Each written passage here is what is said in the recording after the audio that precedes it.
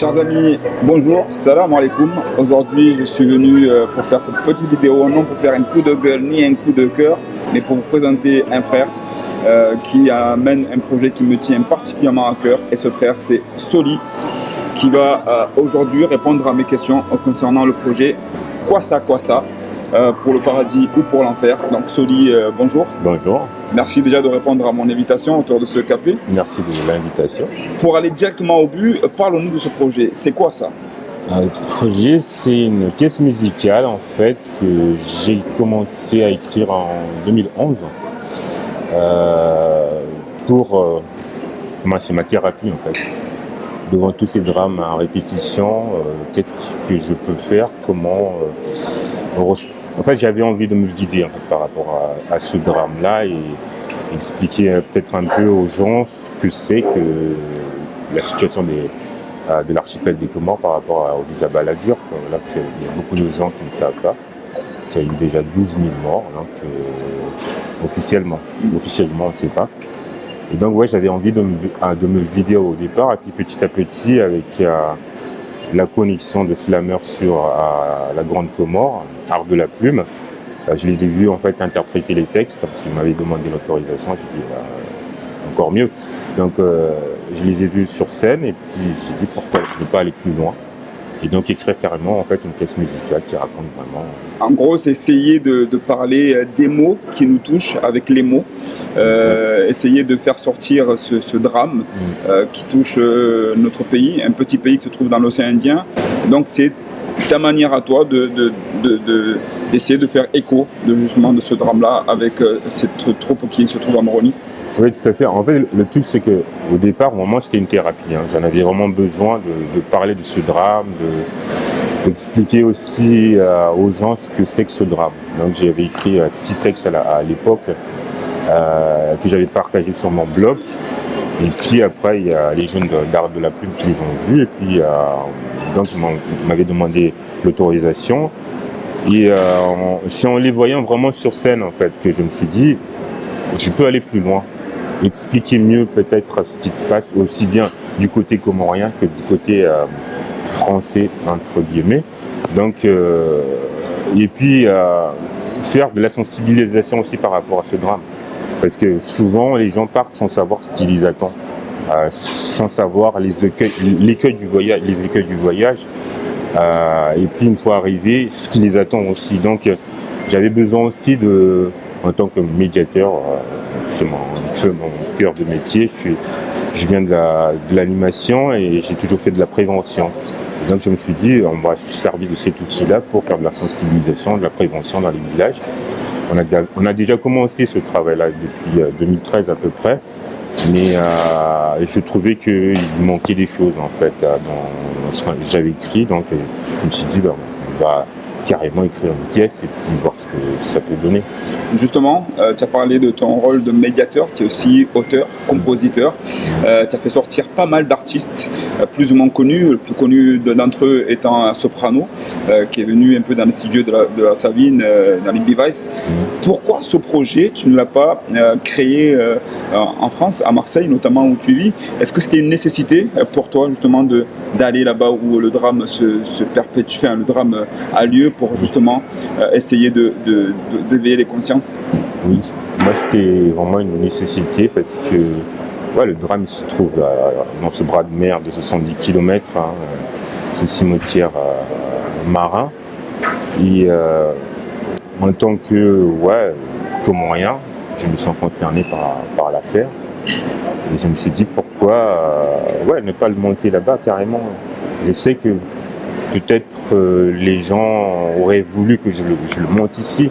J'ai beaucoup plus de facilité aussi à le monter ici. Mais les premiers concernés, ils sont là-bas. Le drame se passe là-bas. Et puis c'est aussi pour mettre un peu un coup de projecteur sur ce drame-là, justement. À mon entourage, il y a beaucoup de gens de mon entourage qui ne savent pas ce qui se passe en fait aux Comores, dans l'archipel des Comores. Donc voilà, c'est pour toutes ces raisons-là en fait que je me suis dit, on va tenter l'aventure. Pour le paradis ou pour l'enfer? Pourquoi? Parce que les gens justement pensent partir pour le paradis et finalement c'est l'enfer qui les attend. aussi bien ils peuvent mourir déjà en mer. Et puis une fois arrivés, la vie à Mayotte, c'est l'enfer pour ceux qui sont considérés comme des clandestins. Je les ai vus, moi je suis passé là-bas en 2013. Donc je les ai vus, c'est les poursuites avec la police, c'est cache-cache, les jeunes filles prostituées, les enfants qui fouillent des poubelles, etc. Ça, c'est l'enfer, quoi. Donc j'avais vraiment besoin de parler de ce drame, quoi. C'est un peu plus rester dans les débats, en fait. Mayotte est française, elle est comorienne, etc. Ok, on va... Au-delà, il y a l'aspect humain. Il y a l'aspect humain. L'urgence aussi. Parce que chaque année, presque tous les mois, il y a des drames. Qu'est-ce qu'on fait en fait en sortant de ces débats-là? Qu'est-ce que nous on peut proposer comme outil, comme alternative en fait à tous ces débats politiques? Moi, j'ai pas le pouvoir de changer la situation. J'ai pas le pouvoir de dire à quelqu'un ne prends pas un quoi ça. Mais à mon niveau, qu'est-ce que je peux inventer comme outil? Et cette pièce, pour moi, c'est juste un outil de sensibilisation, de conscientisation et de prévention. Voilà, c'est juste ça. Comme tu le dis, tu t'adresses d'abord avant tout au cœur, aux gens, pour sensibiliser sur ce drame-là de manière globale. Et ce projet, pour qu'il puisse avoir lieu, il y a le nerf de la guerre. C'est un projet qui demande un financement. Il y a quelques semaines, tu as lancé sur Internet un appel aux dons aux personnes qui se sentent concernées. Parle-nous justement du déroulement de ce projet, comment il s'articule. Tu nous as parlé des artistes, ça concerne beaucoup d'artistes pour impliquer ceux qui sont là-bas aussi. Il y a un déplacement aussi de ta personne, mais aussi tu seras accompagné d'une personne aussi qui va d'une association Musical Cool où tu travailles là-bas depuis plus de 15 ans. Voilà, parle-nous un peu de ce projet-là, financièrement, comment il s'articule et d'après ce que j'ai compris, il faut le faire avec ou sans aide extérieure. Alors, moi j'avais au début, quand je voulais terminer l'écriture de cette pièce, faire une résidence en fait là-bas aux Comores. J'avais demandé de l'aide au pouvoir public, etc., l'Institut français plus précisément. Ça m'a été refusé. Et puis j'ai sondé des gens qui sont au pouvoir, on va dire. Et j'ai senti en fait un gros malaise par rapport à la question de quoi ça. Et donc, surtout avec l'actualité peut-être récente et la sortie du président Macron qu'on n'a pas oublié. Et je me suis dit, mais il y a énormément de gens qui s'indignent sur Internet, dans les réseaux, etc., dans les débats, et qui disent être sensibles à cette question de quoi ça. Donc, on va le faire ensemble. Toi, moi, lui, etc.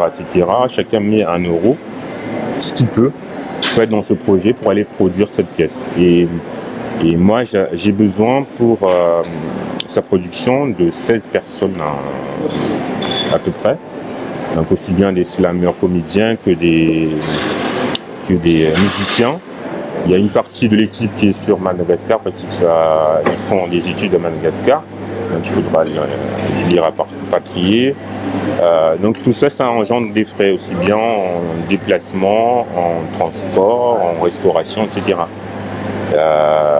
Et donc j'ai lancé cet appel au don à ceux qui peuvent produire. C'est une coproduction de nous tous en fait. Voilà. Donc on a vu, il y a un écho qui se fait petit à petit au niveau des réseaux sociaux, au niveau de la presse qui en parle. Aujourd'hui, il y a un certain nombre de personnes qui ont déjà répondu à cet appel-là. Peut-être pas assez encore, d'où aussi l'échange que nous avons aujourd'hui pour justement encore une fois solliciter toutes les personnes qui peuvent venir aider à ce projet à se réaliser dans 2 mois. Le 12 novembre à Moroni, 12 novembre, ce n'est pas non plus une date qui a été choisie par hasard. C'est pas anodin de notre part parce que c'est le jour où les Comores ont été reconnus en fait à l'ONU comme un pays indépendant composé de 4 îles. Voilà. Grande Comore, Anjouan, Moélie et Mayotte. Et on a choisi cette date-là justement parce qu'il se passe des choses aussi ce jour-là, de la part du comité marorais par exemple. On va dire que c'est aussi la journée Mayotte. Mayotte, oui, voilà, la journée Mayotte. Et donc on s'est dit, on va se greffer à cet événement-là et puis présenter notre pièce. Et avoir leur partenariat aussi. Voilà. On a besoin de soutien des gens qui sont sur place. Et comme tu dis, moi, la pièce, ça part aujourd'hui des quoi ça, mais c'est le lot de tous les migrants du monde. Ceux qui meurent dans l'Atlantique, c'est les mêmes. On ne part pas parce qu'on veut partir. On part parce qu'on est désespéré, par nécessité, par désespoir. Donc on part, on laisse tout. Et donc cette pièce-là aussi, on aimerait qu'elle voyage aussi bien dans la région qu'ici en France métropolitaine, quoi. Donc voilà. Donc on rappelle, j'insiste encore une fois, Quoi ça pour le paradis ou pour l'enfer. C'est une pièce musicale montée par Soli qui a besoin de votre soutien. Il demande, ne serait-ce que pour la résidence, une somme de 6 500 €. Aujourd'hui, on a la chance d'avoir atteint un certain nombre encore insuffisant, à l'heure actuelle de 1200 ou 1300 €. N'hésitez pas à aller sur la page que vous retrouverez sur le lien de cette vidéo. Allez donner, partagez au maximum. On a besoin de vous. C'est une coproduction de tous ceux qui luttent pour le bien-être de tous, pour tous les migrants qui partent pour une vie meilleure et qui, au final, se trouvent dans un enfer pas possible. Pour certains, ils n'en sortent pas. C'était Soli qui vous présentait Quoi ça pour le paradis ou pour l'enfer. Je lui laisse le dernier mot. Chers amis, merci encore de tous les soutiens que vous nous apportez. On a encore besoin de vous. Bon, ensemble, on peut aller encore très très loin. Soli, un mot de la fin? Le mot de la fin, c'est que déjà, je remercie ceux qui ont répondu à l'appel. Et puis, je demande à ceux qui n'ont pas encore répondu à l'appel, qui n'ont pas entendu l'appel en tout cas, qu'on a besoin de leur soutien et que, comme tu dis, c'est ensemble qu'on pourra faire changer la donne. C'est ensemble qu'on pourra essayer d'atténuer le drame, je dirais, parce que nous, on n'a pas le pouvoir de changer quoi que ce soit. Mais de conscientiser, sensibiliser les gens à ne pas prendre ces engins de la mort. En fait, mon but, c'est juste ça. Et puis après, aux autorités de faire ce qu'ils ont à faire. Moi, je ne suis qu'un artiste, en fait. Merci, Soli. Voilà. Partagez, aimez, faites voyager le son de ceux qui veulent changer le monde. Salam alaikum wa rahmatullahi wa barakatuh. Que la paix soit toujours avec vous.